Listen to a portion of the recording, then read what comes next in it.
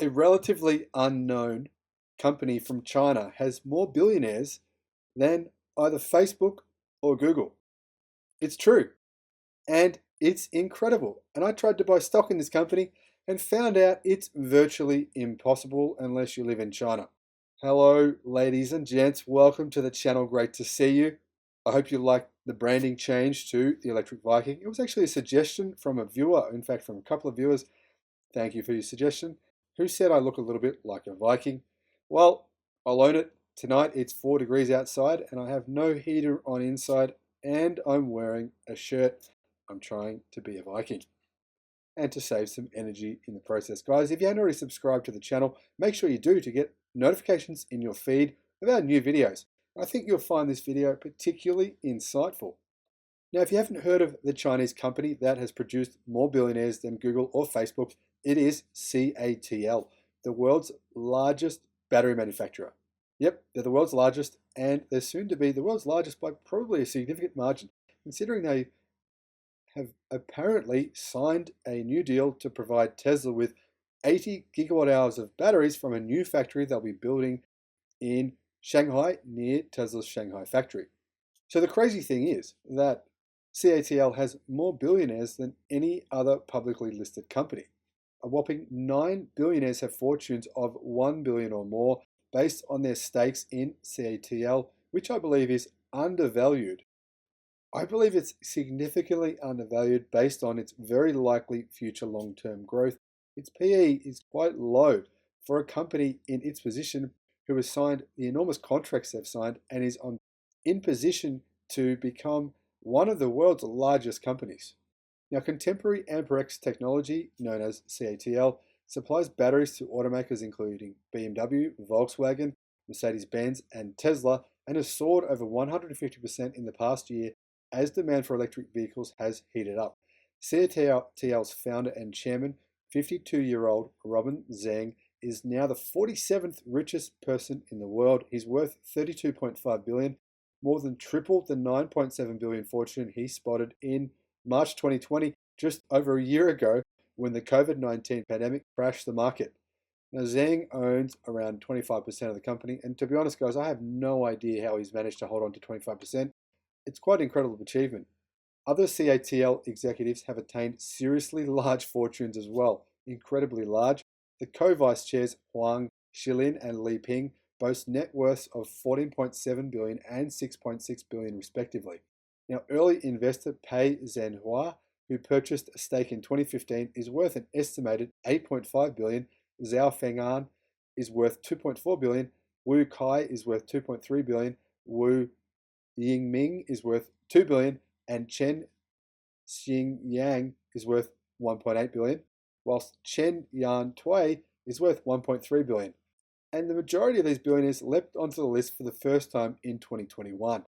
I think you'll see even more billionaires in the future from this company. Now, 4 of the 5 hold various management roles at CATL, while Chen Huingyang is an early investor. I think it's a good thing that 4 of the 5 biggest shareholders hold management positions because that gives them more of a vested interest. Now, a lot of CEOs and high-level managers, they sometimes take their foot off the pedal because they aren't really highly invested in the company. And I think it's a good idea that if you own a company yourself, to actually motivate your employees by making them feel like they're part of the mission.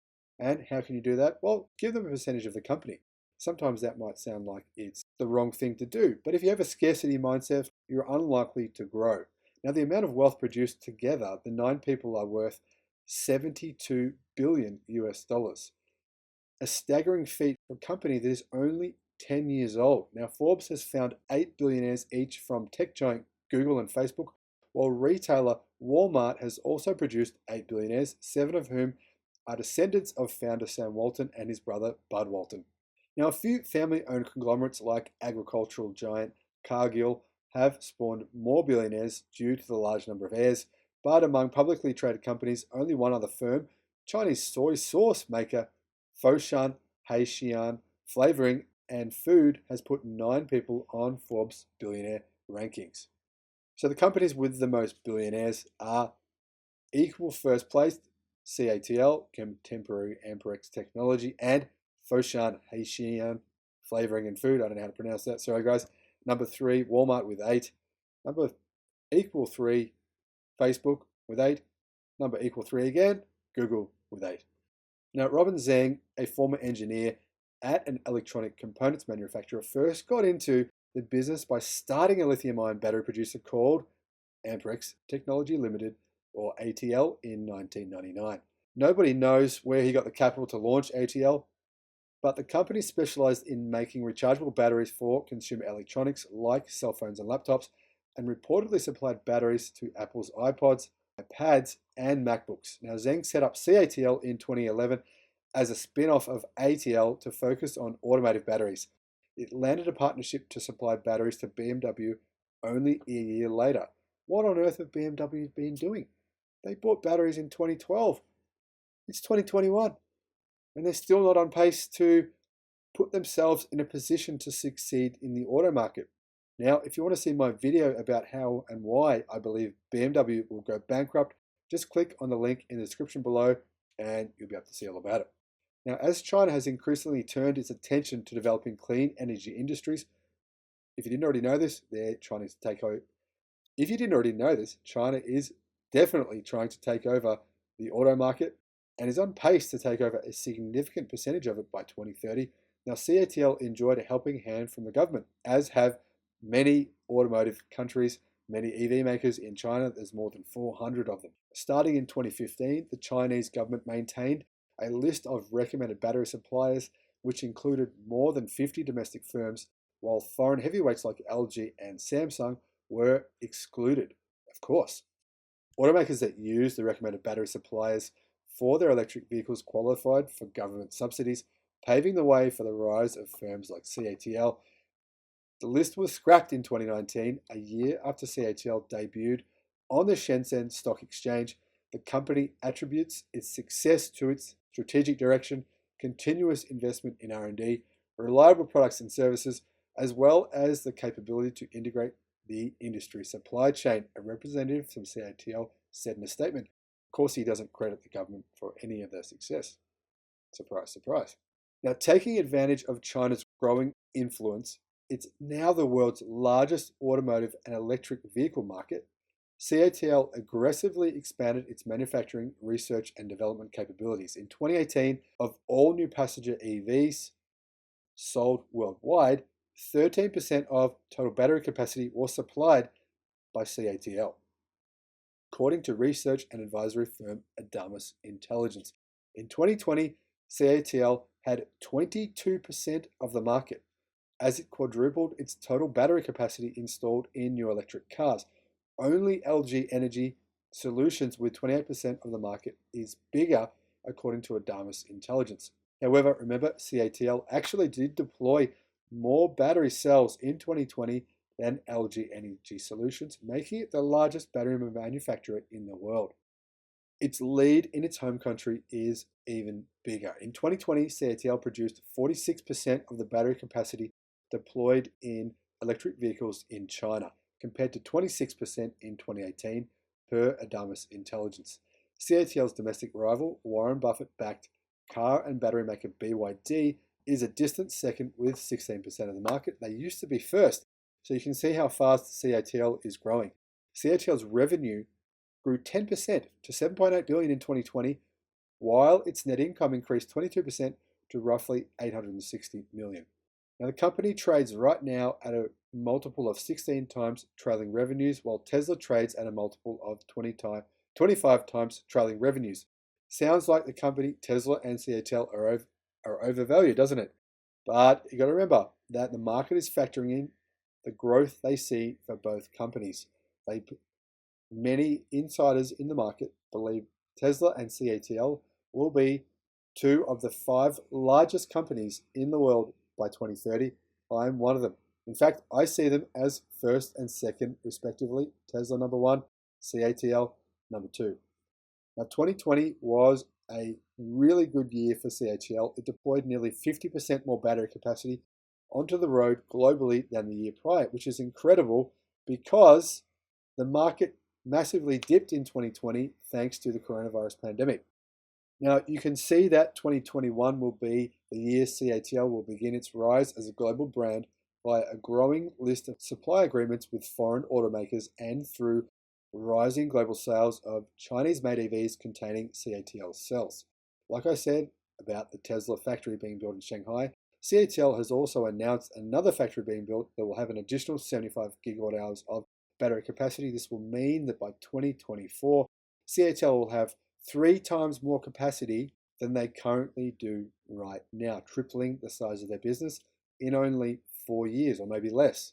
Now, obviously, guys, investor enthusiasm for EVs, green cars, has reached fever pitch for good reason. They make a lot of sense financially, not just in terms of saving the world. IHS Markit estimates that global sales of EVs will rise by 70% in 2021 to over 4 million cars. Tesla's share price has more than quadrupled in the past year, and even EV makers with no cars on the road, like UK firm Arrival and California's Fisker Inc., have fetched multi-billion-dollar valuations on public markets, making their founders billionaires. Now, don't get me wrong, I suggest you do not invest in either of those companies. Big red flags, don't go there. With China starting to liberalize its market to encourage more competition and wean off some of its subsidies, CATL has increasingly looked outwards for growth. Now, what else is CATL doing? Well, they became a supplier to Tesla's Shanghai Gigafactory in early 2020, and they plan to open their first overseas plant in Germany later this year. Now, its presence in Europe is growing as it increases sales of its batteries in European car makers, and China starts to export CATL-equipped EVs abroad through its own brands, such as BYD, Xpeng, and NIO, but also through Tesla's cars as well. In the long term, CATL will keep targeting the goal of realizing fossil fuel replacement in stationary and mobile energy systems with highly efficient electrical power systems that are generated through advanced batteries and renewable energy, said the CATL representative. While CATL's dominance in China often gets a lot of attention, what's lesser known is that CATL went from having virtually no presence in Europe as of January 2020 to being the 4th most deployed cell supplier in the region by 2020 year end.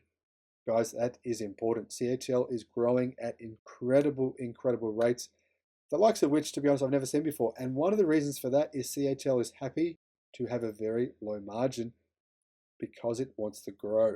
It wants to grow more than anything, so a low margin for them is doable. Obviously, other manufacturers can't compete on the margins that CATL are on. And let's be frank, most of their cell supply is coming from China, where they have very low cost of operations. One thing the market is also overlooking is CATL's recent announcement of their development of sodium batteries. Now, I've had a lot of people comment on my video about CATL sodium batteries that they're just one of many other technologies. There's been many dream batteries on the market, and they're all just fake, and they're never ever going to happen, and it's just a pie in the sky. No, wrong, very wrong. CATL is the world's largest battery manufacturer. When they announce they have a battery that they are going to deploy in large scale, they don't joke around. They do what they say. I'm not saying this to promote China or promote CATL. I'm telling you this because it is a fact. The sodium battery that CATL is deploying will go into manufacturing within 2 years. It's not a pie in the sky dream. Now, why does this matter? It matters because eventually, within 3 years, CATL say that the sodium battery will be 30% cheaper than similar lithium iron phosphate battery cells, which are already cheaper than other similar lithium batteries. Then what will happen is 30% lower in cost. CATL will look to deploy these batteries for energy storage.